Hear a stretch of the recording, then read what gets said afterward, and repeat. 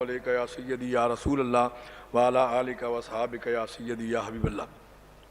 سب سے پہلے میری دعوت پر تشریف لانے والے جملہ مشائخ الزام پاکستان بر کے چاروں صوبوں اور آزاد کشمیر سمیت جتنے بھی احباب مشائخ الزام تشریف لائے ان کا اور بالخصوص جناب محمد عمران خان نیازی صاحب کا شکریہ ادا کرتا ہوں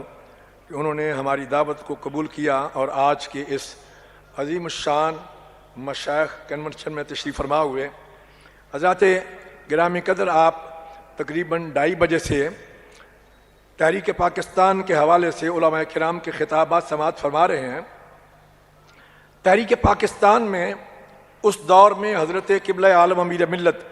پیر جماعت علی شاہ صاحب محدث علی پوری نے ایک جاندار کردار جو ہے وہ ادا کیا۔ حضرت قائد اعظم محمد علی جناح نبی کریم صلی اللہ علیہ وآلہ وسلم کی حکم پر جب لندن سے پاکستان آئے تو کراچی کا اجلاس ہوا۔ کراچی کے اجلاس کے بعد قائد اعظم نے کہا کہ میں جس مقصد کے لیے آیا ہوں مجھے لگتا نہیں ہے کہ وہ مقصد جو ہے وہ آپ سے پورا ہو سکے۔ مجھے یہ بتایا جائے کہ پورے بر صغیر میں کوئی ایک شخصیت ہو جو فرد واحد ہو اور پوری ملت اسلامیہ اس پر متحد ہو اور پوری قوم اس کو تسلیم کرتی ہو۔ اگر کوئی ایسا شخص ہے تو مجھے بتائیں، میں خود چل کر اس کے پاس جانے کے لیے تیار ہوں۔ تو پھر نواب بہادر یار جنگ صدر مسلم لیگ اس دور کے، انہوں نے حضرت پیر جماعت علی شاہ صاحب کا نام پیش کیا اور کشمیریوں کے لیڈر چودھری غلام عباس صاحب انہوں نے اس کو سیکنڈ کیا کہ جناب اس وقت پوری ملت اسلامیہ نے جن کو اپنا امیر منتخب کر لیا ہے وہ حضرت امیر ملت پیر جماعت علی شاہ صاحب محدث علی پوری ہے۔ تو حضرت قبلہ عالم امیر ملت پیر جماعت علی شاہ صاحب محدث علی پوری کو جب بتایا گیا کہ قائد اعظم آپ سے ملنا چاہتے ہیں تو آپ نے فرمایا کہ اگر وہ کراچی سے آ رہے ہیں تو میرے مہمان ہیں، میرا بھی حق بنتا ہے کہ میں یہاں سے آگے سفر کر کے پہنچوں۔ لاہور میں تشریف لائے اور لاہور میں دونوں احباب کی ملاقات ہوئی۔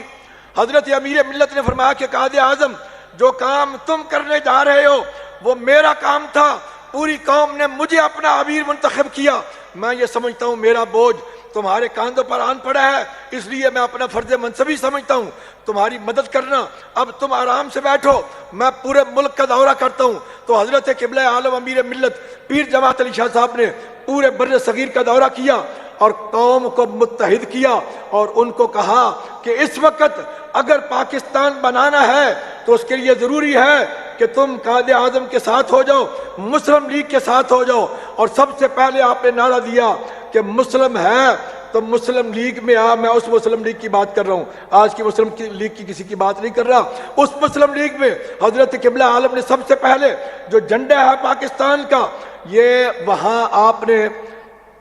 کشمیر میں جو قائد اعظم کی دعوت کی نشاط باغ سری نگر میں، اس میں قائد اعظم کو جھنڈا دیا اور فرمایا کہ آج کے بعد جہاں بھی آپ نے جانا ہے یہ جھنڈا لے کے جانا ہے اور لوگوں کو بتانا ہے کہ اگر تم اسلام کے جھنڈے کے نیچے آنا چاہتے ہو تو یہ مسلم لیگ کا جھنڈا جو ہمارے ہاتھ میں ہے۔ تو حضرت قبلہ عالم کے اس حکم پر قائد اعظم جہاں بھی جاتے چھوٹے چھوٹے 2 جھنڈے تھے۔ اس کے بعد بنارس سنی کانفرنس، جس کا یہ تسلسل میں سمجھتا ہوں کہ آج کی یہ کانفرنس جو ہے یہ بنارس سنی کانفرنس کا تسلسل ہے۔ بنارس سنی کانفرنس میں 6000 مشائخ الزام اور علماء کرام سٹیج پر موجود ہیں اور 5 سے 7 لاکھ کا اجتماع ہے۔ حضرت امیر ملت کو جب پتہ چلا کہ کچھ لوگ قائد اعظم کو کافر کہتے ہیں، کچھ اس کو مرتد کہتے ہیں، کچھ اس کو ان پر یہودیوں اور انگریزوں کا ایجنٹ کہتے ہیں، تو آپ اسٹیج پر پہنچے۔ مولانا نعیم الدین مراد آبادی اس سٹیج سیکرٹری تھے، ناظم اعلیٰ تھے، حضرت امیر ملت صدر تھے۔ تو حضرت قبلہ عالم نے سپیکر لیا اور سب سے پہلے خطاب فرمایا۔ آخری خطاب آپ کا 4 گھنٹے کا ہے جو چھپا ہوا ہے، یہ صرف 4-5 منٹ کا خطاب۔ آپ نے فرمایا لوگوں سن لو، تم قائد اعظم کو کافر کہتے ہو، کوئی اس کو مرتد کہتا ہے، کوئی اس کے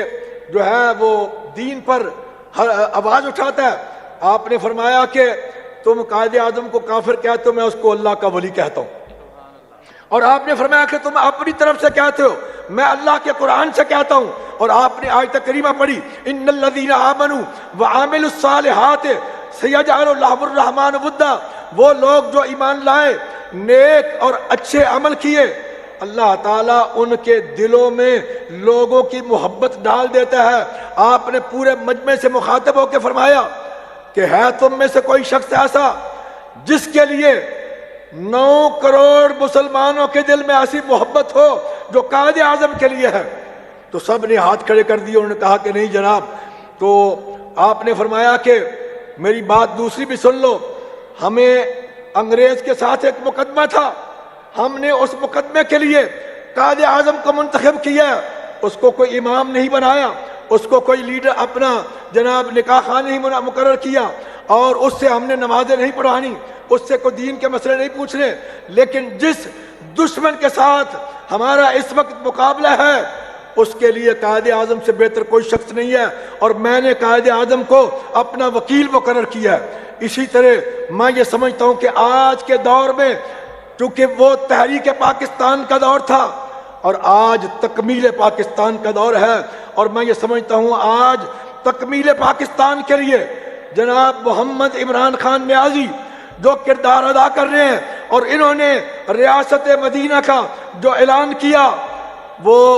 اس کی طرف جو سفر شروع کیا، اس کے بارے میں صاحبزادہ حمد رضا خان صاحب نے چند باتوں کا ذکر کر دیا کہ اسلام فوبیا کے متعلق، اور میں پوری قوم کو اور پوری ملت اسلامیہ کو یہ بات بتانا چاہتا ہوں کہ بھائی جس شخص نے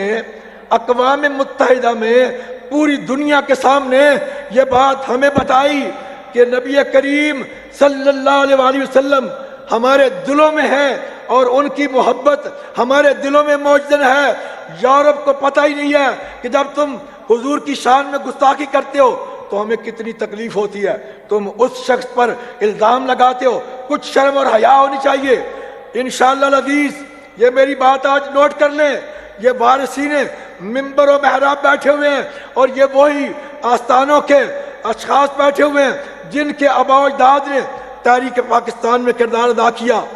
آج یاد کر لیں تکمیل پاکستان کے لیے جناب عمران خان نیازی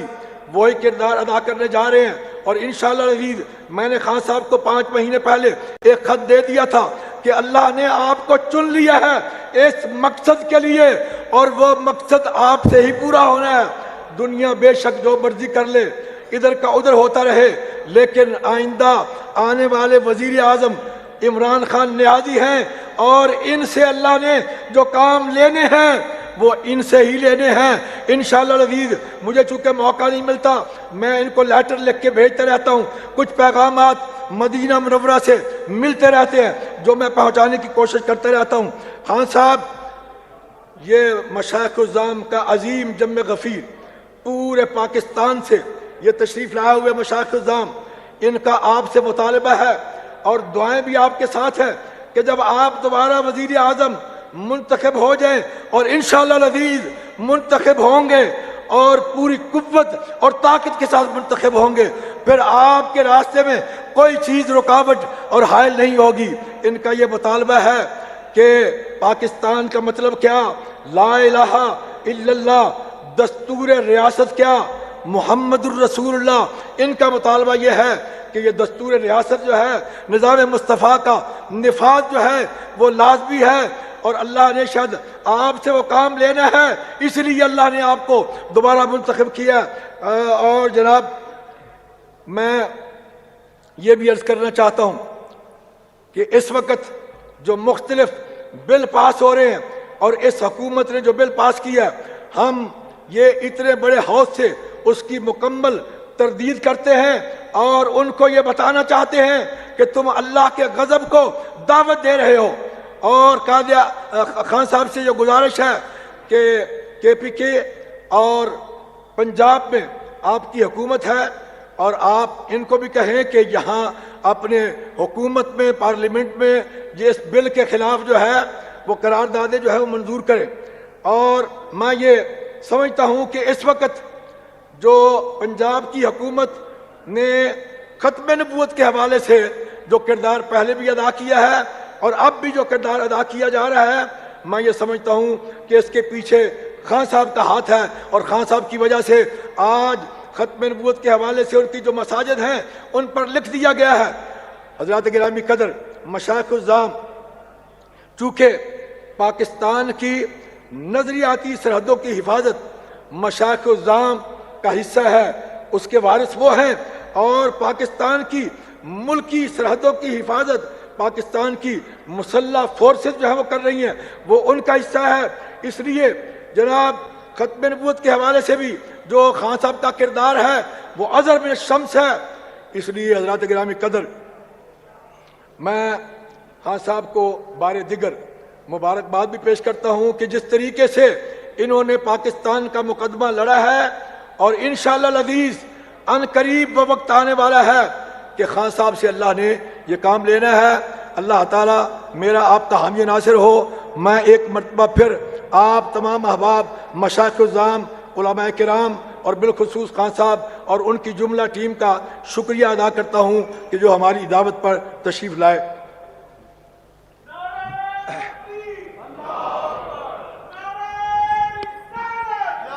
حضرات محترم ابھی آپ سے مخاطب تھے آج کے ابھی آپ سے مخاطب تھے آج کے کنونشن کے داعی اور صدر کنونشن۔ اب میں اپنے جس معزز مہمان کو دعوت خطاب دینے لگا ہوں ایک خاص شکوے کے ساتھ کہ محترم عمران خان صاحب آپ کی زبان سے جس کا نام نکل جاتا ہے اس کی قیمت بڑھ جاتی ہے۔ آج کے بعد آپ کی زبان پہ